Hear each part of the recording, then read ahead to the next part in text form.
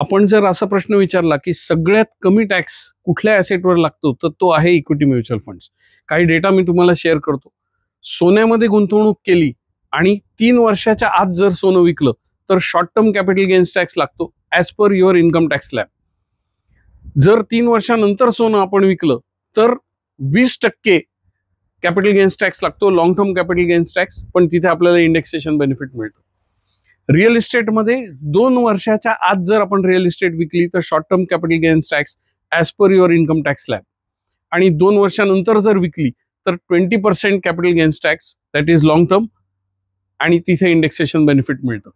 Equity mutual funds 1 वर्षाच्या आत जर विकले तर short term capital gains tax, प्रॉफिटवर 15% टॅक्स लागतो, आणि 1 वर्षानंतर जर आपण म्युच्युअल फंड्स विकले तर long term capital gains tax, प्रॉफिटवर 10%, पण पहिल्या 1 लाखावरती टॅक्स लागत नाही, it's tax free. Fixed deposits, तिथे शॉर्ट टर्म लॉंग टर्मची संकल्पना नाहीये. जो काही तुम्हाला इंटरेस्ट मिळेल that is added to your income and as per your income tax slab, तिथे आपल्याला टॅक्स भरावा लागतो. आणि बॉन्ड्समध्ये जर आपण गुंतवणूक केली आणि ते लिस्टेड बॉन्ड्स असले तर 1 वर्षापेक्षा कमी कालावधीत जर आपण बॉन्ड्स विकले तर आपल्याला आपल्या इन्कम टॅक्स स्लॅब प्रमाणे short term capital gains tax भरायला लागेल, आणि 1 वर्षानंतर जर विकले तर 10% ऑन दी प्रॉफिट.